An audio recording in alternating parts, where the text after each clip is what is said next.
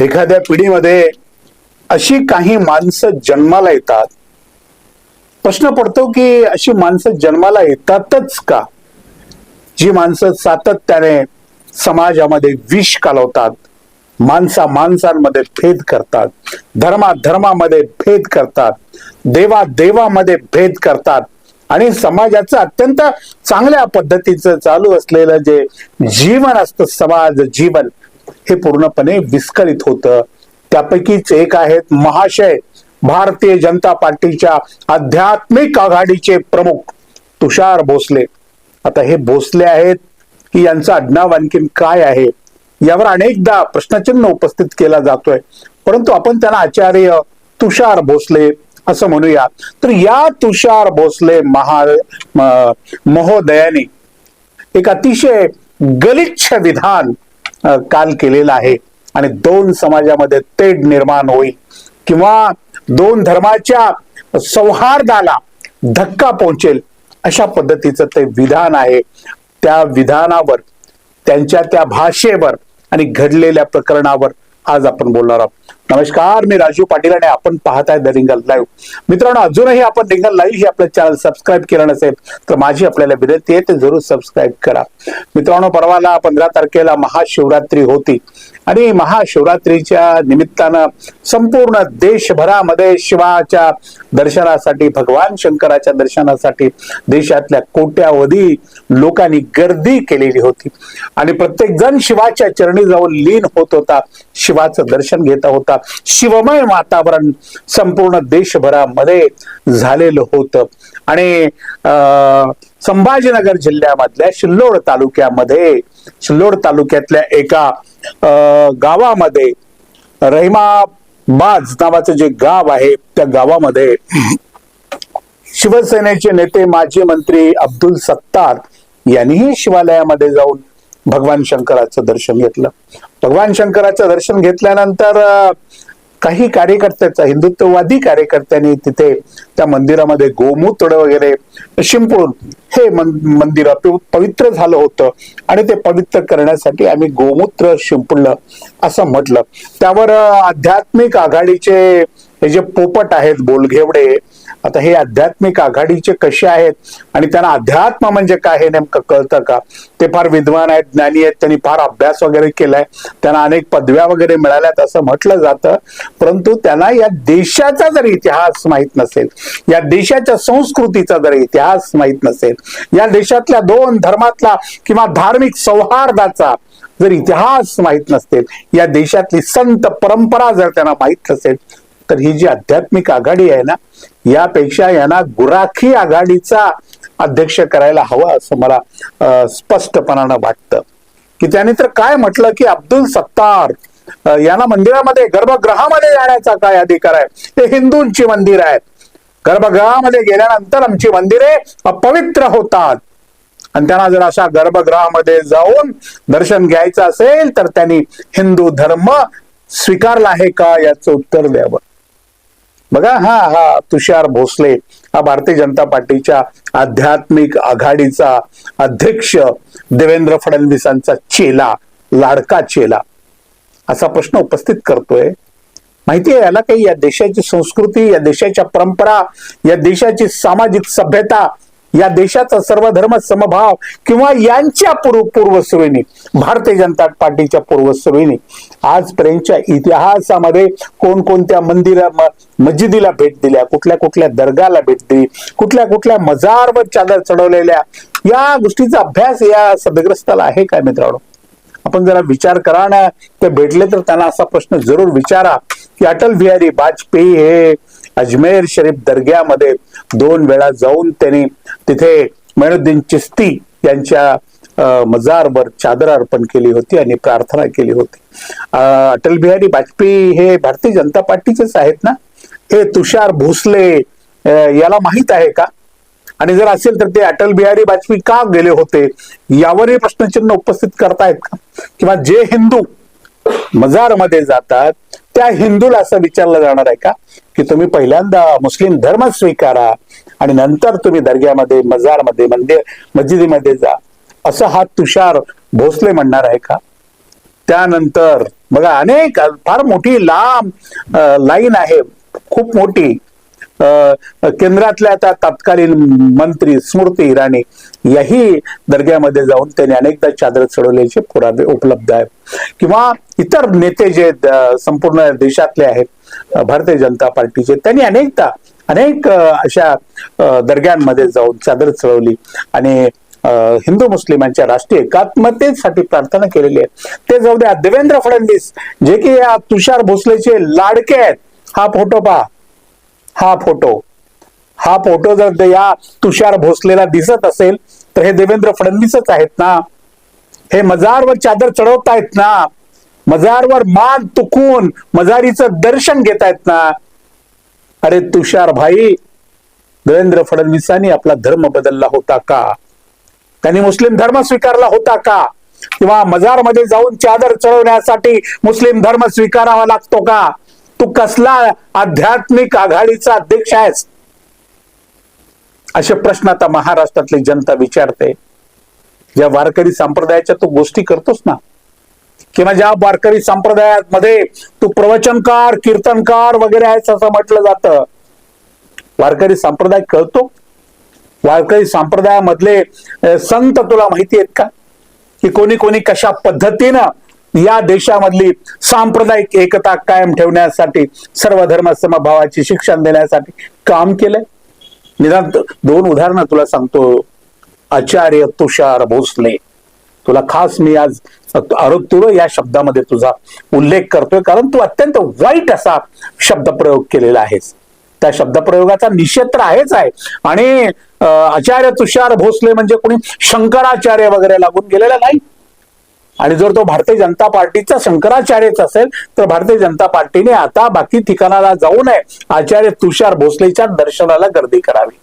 तर हा विद्वान मनुष्य आहे भारतीय जनता पार्टी मधला. या तुषार भोसलेला माहित असायला हवं की संत शेख मोहम्मद कोण होते. माहितीये?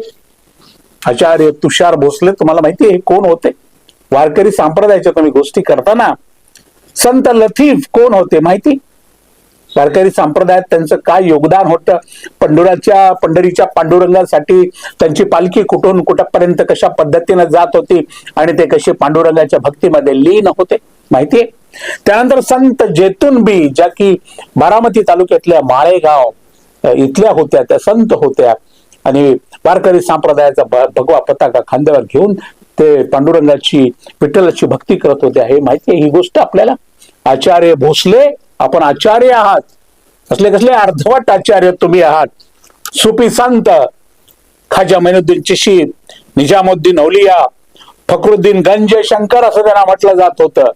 आणि सर्व धर्माच्या लोकांसाठी, राष्ट्रीय एकतेसाठी, राष्ट्रीय एकात्मतेसाठी प्रचार प्रसार केला होता. त्यांनी कधी कुठल्या समाजाची, जाती धर्माच्या गोष्टी नव्हत्या केल्या. जर एखाद्या मजारमध्ये जाऊन, एखाद्या मस्जिदमध्ये जाऊन चादर चढवायला, दर्ग्यामध्ये जाऊन चादर चढवायला जर आपला धर्म बदलावा लागत नसेल तर अब्दुल सत्तारांना मंदिरात महादेवाचं दर्शन घेण्यासाठी आपला धर्म का बदलावा लागेल? आणि आचार्य तुषार भोसले, आपण हे सांगा की भगवान शंकर महादेव हे नेमक्या कोणत्या जातीचे? महादेवाची जात कोणती आहे माहिती आपल्याला? आपण विद्वानात अभ्यास करता तुम्ही. देवांची जात कोणती असते जाहीर करा एकदा आपण. महादेवाची जात अमुक आहे, ब्रह्माची जात अमुक आहे, या देवाची जात अमुक आहे. वाटेल ते बडबड करून समाजाचा एकोपा, शांती आणि सौहार्द नष्ट करत जाऊ नका. अभ्यास करा. अजून लहान आता आपण वयाने, आपलं वय खूप कमी आहे. आपण काय वेदांचा वगैरे अभ्यास केला असं म्हटलं जातं. पहिल्यांदा देशाचा अभ्यास करा, देशाच्या संस्कृतीचा अभ्यास करा, देशाच्या सभ्यतेचा अभ्यास करा आणि नंतर वेदाच्या गोष्टी करायला तुम्ही जा. वेदाच्या गोष्टी करण्या इतपत तुमच्या बुद्धीची झेप असेल असं मला आज अजिबात वाटत नाही. अब्दुल सत्तारांच्या बाबतीमध्ये त्यांनी मंदिरात जाऊन महादेवाचं दर्शन घेतल्यानंतर तुम्ही त्या मंदिरामध्ये गोमूत्र शिंपडून त्यांना पूर्णपणे मंदिर स्वच्छ करण्याच्या संदर्भात कार्यकर्त्यांनी काम केलं असं म्हणता. मोदीजींनी अनेक ठिकाणी अशा दर्ग्यांना चादर भेट केल्याचे अनेकदा आपण पाहिलेला आहे किंवा परंपरा आहेत. महाराष्ट्रात नव्हे, कर्नाटकातले तुमचे भारतीय जनता पार्टीचे नेते पहा, उत्तर प्रदेश मधले भारतीय जनता पार्टीचे नेते पहा, किती उदाहरणं द्यायची तुम्हाला. तुम्ही बोललात कसं असं, तुम्ही नेहमी असं करता, समाजामध्ये तेढ निर्माण करणारा आध्यात्मिक आघाडीचा अध्यक्ष होऊ शकत नाही, कारण अध्यात्म हे तेढ निर्माण करणारं शास्त्र नाही, अध्यात्म हे तेढ निर्माण करणारी संस्कृती नाही. जिथं अध्यात्म हा शब्द प्रयोग येतो ना, तिथं तेढ नसते, तिथं भेद नसतो. ही गोष्ट या तुषार भोसलेला कोण सांगणार आहे. हा वारंवार असं करतो, सातत्यानं असं करतो. आणि स्वतःला पंढरीच्या पांडुरंगाचा जर हा भक्त वगैरे समजत असेल ना, तर पंढरीच्या पांडुरंगाचा भक्त होण्याची लायकी तुषार भोसले तुमच्यामध्ये नाही. आमचा पांडुरंग हा सर्वांचा देव आहे, जाती धर्माच्या पलीकडे पाहणारा देव आहे. आणि वारकरी संप्रदाय तर, वारकरी संप्रदायासारखा संप्रदाय संपूर्ण जगामध्ये सर्वांना कवेत घेऊन पुढे चालणारा संप्रदाय दुर्मिळ आहे. तुषार भोसले साहेब आध्यात्मिक आघाडीचे अध्यक्ष महाराष्ट्राच्या, विद्वान आणि भलते तत्वज्ञान वगैरे तुम्ही आहात. अब्दुल सत्तार गप्प बसले असतील, ते त्यांच्या राजकीय स्वार्थासाठी गेले होते का भक्तीपोटी गेले होते हा भाग वेगळा. आता देवेंद्र फडणवीस जेव्हा मजारमध्ये जातात किंवा तुमच्या पार्ट्याला जातात, याच्यामध्ये रमजान मध्ये, तेव्हा ते धार्मिक वृत्तीने जातात का राजकीय फायद्यासाठी जातात हे तुम्हाला पण कळायला हवं. परंतु आपण या गोष्टीचं स्वागत करायला हवं होतं. ही स्वागतार्ह बाब आहे असं म्हणायला पाहिजे होतं. हे राज्य छत्रपती शिवाजी महाराजांचं राज्य आहे आणि या राज्यामध्ये हिंदू आणि मुस्लिम हे सगळे एकत्र येऊनच पुढे गेले पाहिजेत, अशी भाषा आचार्य तुषार भोसले यांच्या तोंडामध्ये यायला हवी होती. परंतु दुर्दैवाने अशी भाषा ती आली नाही. त्यांना घेणं देणंच नाहीये. हे छत्रपतींचं राज्य आहे आणि छत्रपतीच्या राज्यामध्ये समान न्याय आहे. या गोष्टीचं या तुषार भोसलेला काहीही घेणं देणं नाही, त्याचा अभ्यास नाही. हा केवळ देवेंद्र फडणवीसांचा एक अत्यंत जिवलग कार्यकर्ता आहे आणि त्याला महाराष्ट्राच्या आध्यात्मिक आघाडीचा अध्यक्ष वगैरे केलंय.